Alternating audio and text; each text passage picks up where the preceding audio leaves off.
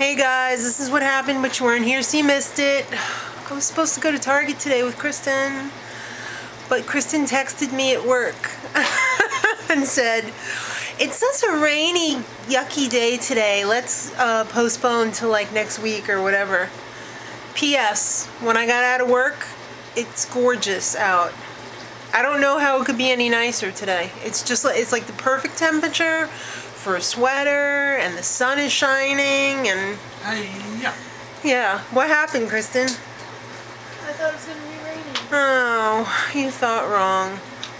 So I got gypped at a Target. Thanks. Oh well, I got a nice pair of earrings out of it. Yes. Can we show them? Not right now. She'll show them later. She whipped up a pair of earrings in like 5 minutes with her little bead kit over there. So we'll show them. But first, a cute Sean clip. Wait a minute. What's in the box? What's in the box? Go ahead, open it. Hi! That's Janet being cruel to a poor autistic kid. Sorry, I had to. Guess where I just was? I was on the treadmill. Again, because I do it every day. I do my 1.25 miles every day to raise my metabolism so that I could burn more calories, right, Sean? Right. And I can eat more food. What are we having for dinner? Yeah. What is that? Lasagna. Oh, close. We're having manicotti, or manicotti. And, yeah, it's not a diet food. But I want to show you. Pasta. Yes, it's pasta. I want to show you guys that you don't have to eat diet food and have disgusting food that tastes like cardboard to lose weight. Because if I may, I will direct your attention to the refrigerator. I have now lost 22.3 pounds. And I don't eat diet food. I eat what everybody else eats in the family. So what it all comes down to is portion control. And if you eat less calories than you burn off, you're going to lose weight. If you eat more calories than you burn off, you're going to gain weight. So no matter what you eat, if the calories add up to more than you're burning off, you're going to gain weight. So there's no like secret formula of foods. Like if I eat, you know, 25 oranges or whatever, and then I could eat whatever I want. It doesn't work like that. It's all calorie based. Yes, there's things that you can play around with, like if you exercise, you'll burn more calories because you'll have more muscle that burns off more calories than, say, fat. So there's different things like that, but it all still comes down to calories. So let's get to the recipe.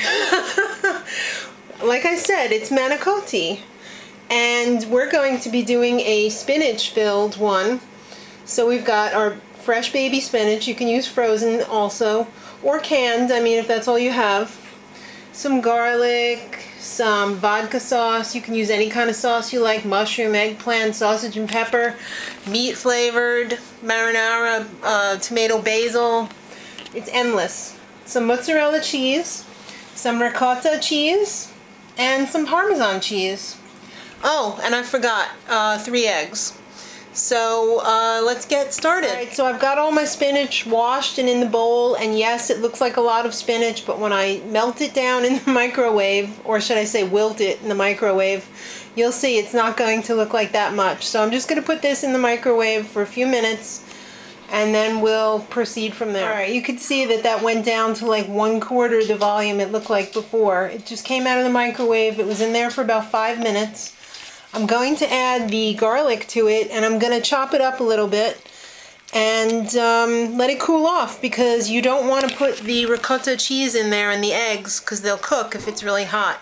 And you don't want it to cook yet. You want that to cook in the oven. The reason why you put the eggs in there is because the eggs bind with the ricotta cheese and they make it firm.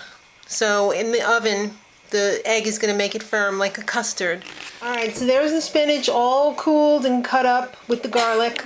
I added my 3 eggs, about almost a cup of Parmesan cheese, and I'm going to add this whole 3-pound bucket of ricotta, because I'm going to be making a lot. It's actually, probably should be enough for 2 of these. I'm not sure though.